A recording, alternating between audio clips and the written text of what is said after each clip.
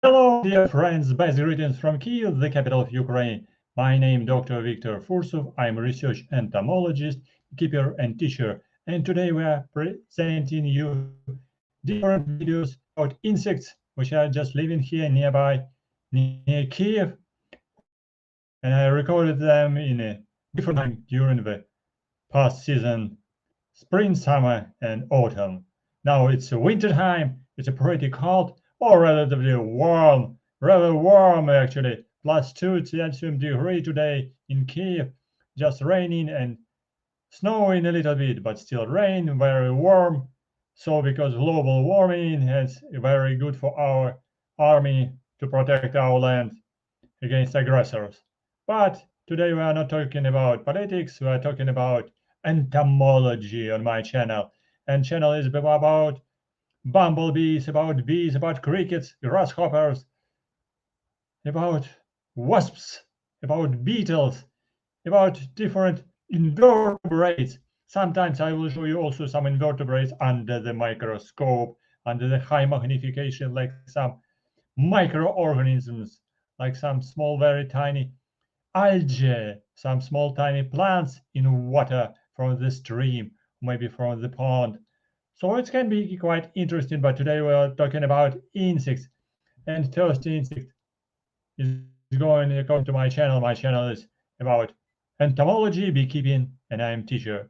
So that's why I would like to present you first video about honeybee. Ukraine are very popular because Ukraine is on the 5th place for collecting honey. Now maybe just not so important because we have very difficult time, but honeybees, this is beloved subject for Ukrainian beekeepers, which have different types of beehives, Ukrainian type of beehive, Dadant, and many Alp beehives and some others. And you can see these types of beehives on my channel. And of course, sometimes you can show and you can watch in the native situation near apiary some swarming. So that's why it's quite interesting to show you swarm, how beekeepers can collect swarm, how to take care about it, how to prevent it, and how it's working, how it's going out, because cluster of bees, this is absolutely wonderful situation to watch for that. But this is entrance to a beehive, so worker bees are very busy crawling around, searching, and usually meeting with coming foragers. And here in the center, this is a drone male honeybee. Male honeybee, a little bit bigger, more hairy, and very important for reproduction. Drone is important because passing genetical material from one generation to the next generation, half of material, or maybe less, because bee queen is mating with several drones. So that's why not half, little bit less, but at least his hereditary material, his genes are passing to the next generation through after the mating with queen. It's very funny to observe bees just near the entrance, and of course, it's absolutely a wonderful time to stay near the entrance, observe how they're flying, how they're bringing pollen and nectar, how guards bees are looking for coming for foragers, how they're just trying to avoid robber bees because some robber bees also try to steal some honey from another beehives. But there are different types of bees, not only honeybees. There are some native bees. Native bees completely different from honeybees. Why completely? Because they have a different morphological structure, different behavior, and they are solitary bees. We have only one species, social bees in Ukraine. This is Apis mellifera or honeybee. In some southern areas, like in India, there is Apis indica and other species as well, bigger size. I still don't have Apis indica in my collection because it is quite interesting to compare morphological structure. But this is sweet bee, not sweet like a sugar. No, sweet bee, because special name for these tiny bees of a family Halictidae. This is Halictidae, tiny, about 6 million eyes, very hairy, even hairy, all legs hairy, and legs only, like on scopula, on scopa, like honeybee, but also on the body on the whole body, mostly on abdomen, on beneath of the abdomen. Halictidae collecting pollen, bring more pollen than just comparison with a honeybee. And they're very important pollinators because they're pollinating different small flowers, and they're starting to pollinate early springtime when honeybees still not so active.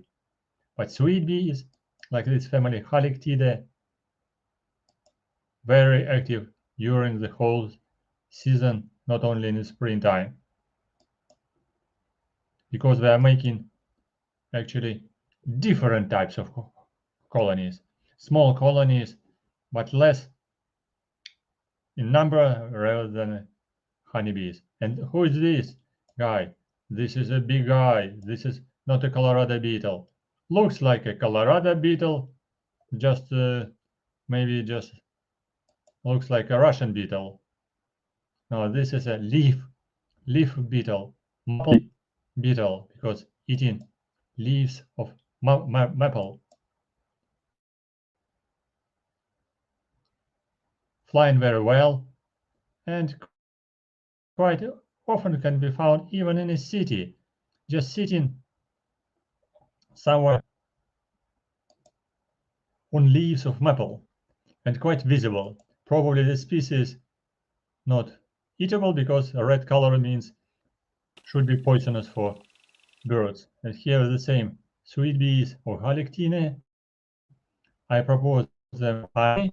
We're very happy to eat honey on leaves because we can clean with the body. They show you that they are hairy and very adapted for collecting pollen from different plants, from different species of plants, from flowers. These are sweet bees, tiny native semi-colonial bees, not solitary bees, but by making small colony much smaller than honeybees, with very specific behavior. 6 millimeters in comparison with about more than 1 centimeter for honeybee. And who is this? This is a very small insect. Very small insect. I will observe it under the microscope. Who is this insect? Looks like a butterfly. Looks like a small moth. Yes, it looks like a butterfly. And in English language, this name is the name of this creature is sewage fly or drainage fly. So this to mosquitoes. Mosquitoes can be living in your house somewhere near pumps, and this is also sewage fly which is living near pumps in the wet areas and eating some rubbish in pumps in your pumping system, even in kitchen, in the toilet, in the bathroom.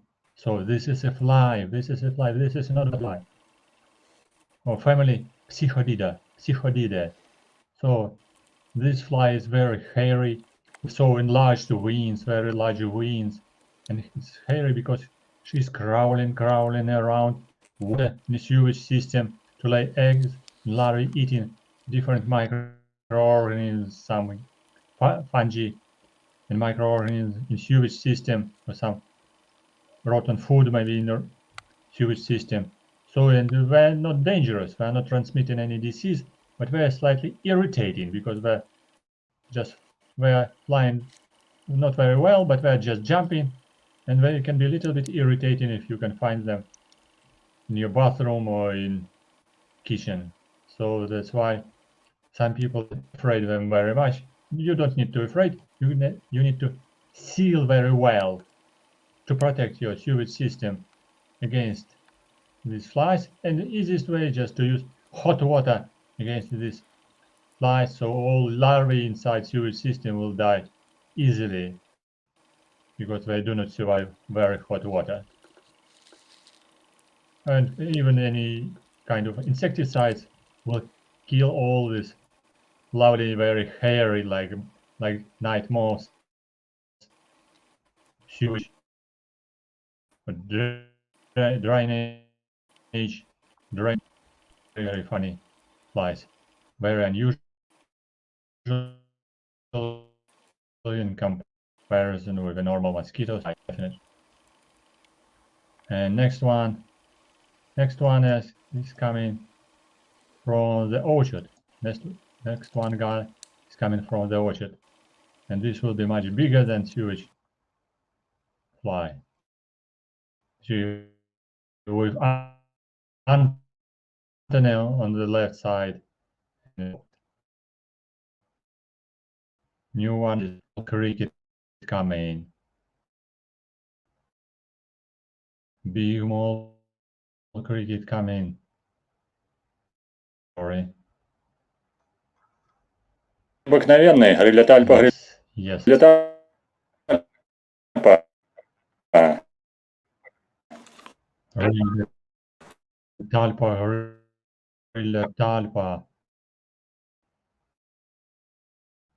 Common mole cricket examination. I bought it in the fish market because some people sell them for fishing. Because they consider this is a good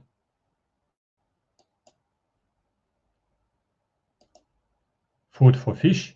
You can use it for fishing. I use it just for observations. Of course, mole cricket is very nice because there are interesting adaptations of the first pair of legs and large, very big legs, which I used for searching for food. And mole cricket has also very developed wings of a body, same with females. It's very important to keep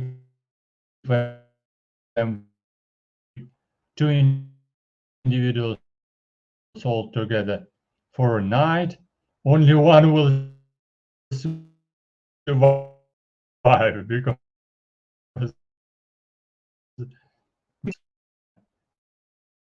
they can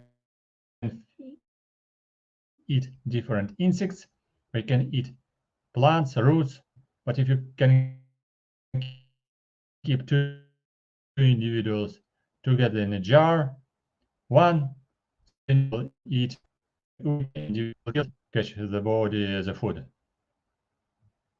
So that's why be careful about so lovely insect. If you just bought two individuals in one jar, and after night, only one will survive in a jar, even with soil. One will be hiding in the soil, but can attack another individual, and the strongest mole cricket will survive.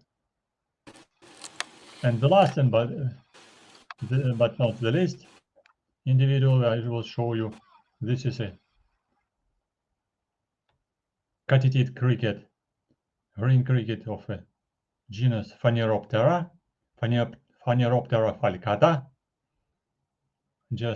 which is very common in a garden, which are common in Europe and actually in orchard, and even in urban areas in a city, just making a very nice tiny noise, which is using his first pair of legs with tympanal organs. You can see here swollen part, a little bit brown color, swollen part of this is tympanal organs, which are used for hearing, like hears in mammals, but this is tympanal organs of a cricket, which is belonging to the order Orthoptera, to brown eyes, very long, tiny antennae, very big hind pair of legs, which are used for jumping, definitely for jumping.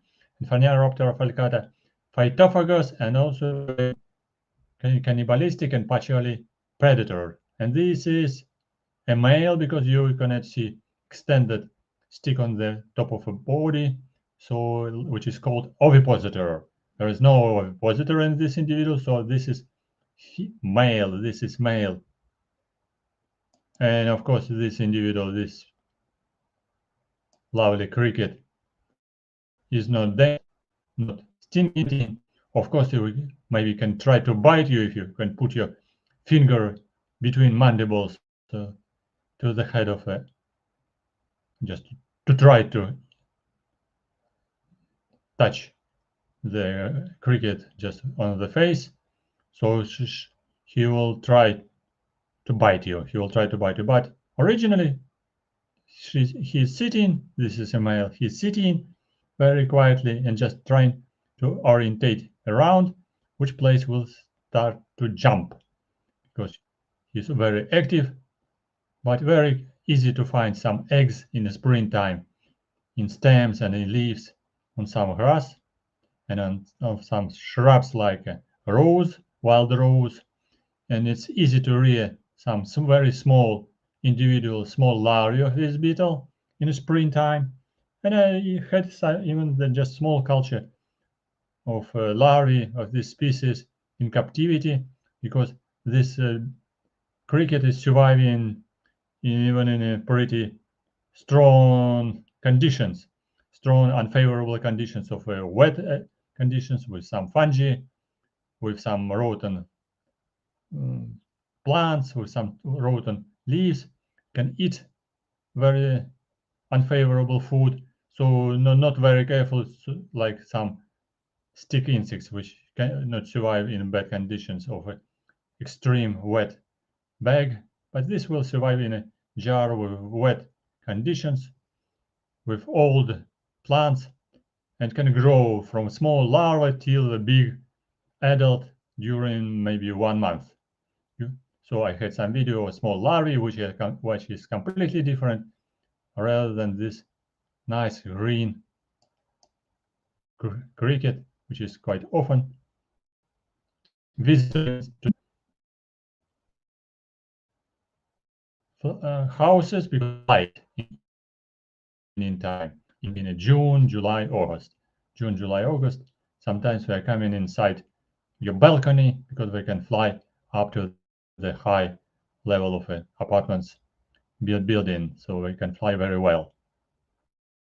But usually they are not visible around because they're sitting somewhere in the grass and shrubs, and they're just singing, and they're very careful, very invisible. So very nice. Cricket, to be precise, this is not a grasshopper. This is Catitid, belonging to the family Tettigoniidae of genus Faneroptera and species Faneroptera falcata. Let's try to catch it in coming summertime. Will be very interesting individual for observation. And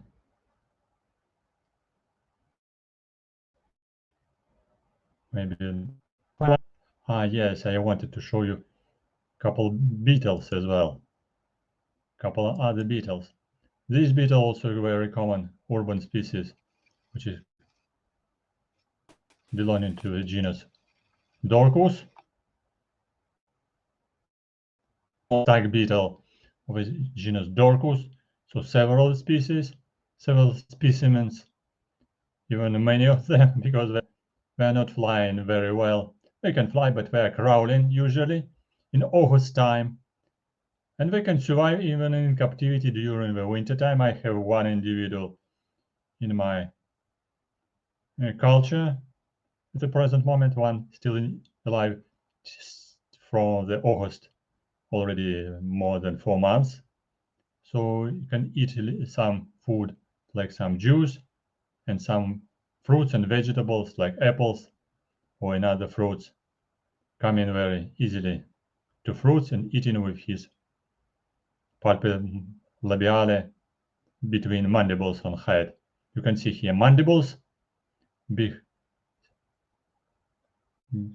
very sharp mandibles, very small.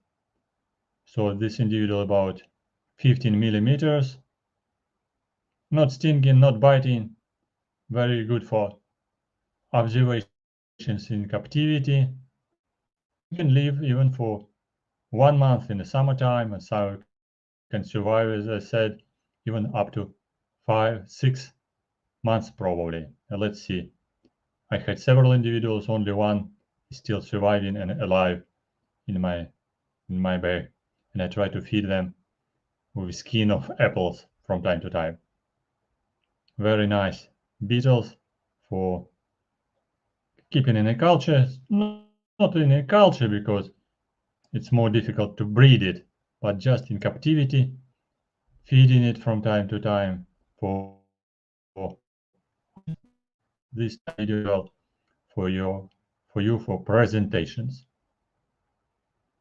And another beetle which I want to present, this is a smaller beetle, much smaller beetle, which appear in approximately in May time, which is belonging to also seed beetles or Bruchinae family at present moment. This name of his Megabruchidius, Megabruchidius dorsalis. And this is a female which is trying to lay eggs in captivity. Size about 6 millimeters. Megabruchidius, much bigger rather than another Bruchidae. Another Bruchidae about 3 millimeters, but this maybe about 6 millimeters size. So it means quite big. So here we can see here some connections between males and females. So we're just looking for mating. We're just using the antennae as sense organs for communications. And from time to time, possible to observe how they're mating, and then they are laying eggs in captivity very easily. Very easily. There are some parasitoids of these beetles, and I collected also some parasitoids, even described one new species of these beetles, which is living in seeds of Lydicia, honey locust tree with big pods, very common in gardens, in botanical gardens, and very common on streets of some cities even in Ukraine as well and many other countries. But distribution of these beetles are still under the investigation. As I said, females will lay eggs, and that they lay eggs about size of 1 millimeter. And here we see how the larva is hatching from the shell of these eggs. Eggs laid in captivity. So eggs about 1 millimeter here. This is a huge magnification under the good microscope. A larvae is very adaptable for difficult conditions because they need to penetrate the pod, the very dry seed inside the pod of a Lydicia tree. Pod is very dry, maybe not dry more in the springtime, but still dry and laying somewhere the leaf litter.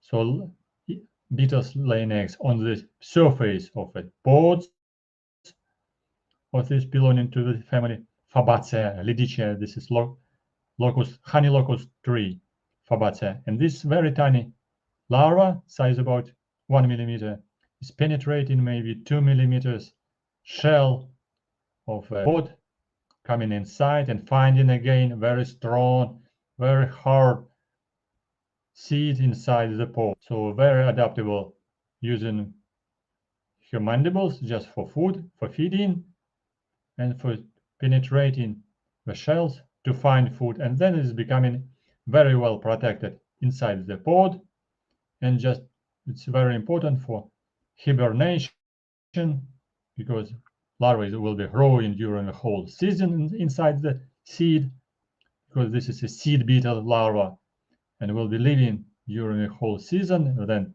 during the winter, overwintering in new beetles, as I showed before, Megabruchidius tonkiensis, will hatch only in the next spring or summertime. So you can make very interesting observations and experiments to search for these beetles in your city, in your country, and it's quite interesting observation for even for science to get more information about seeds of a Glydicia, English name honey locust tree, big tree with huge, very huge times. I show you just now, like here I show you this experiment. Finally, yeah, so this is a beetle, because today we have video presentation and quite interesting. You can catch these beetles. You receive jar, like this big size jar, and you can collect here some individuals here. You see these are pods or Glydicia. We have already entrances because many beetles already hatched and emerged. So these brown pods dry, and inside seeds of beetles.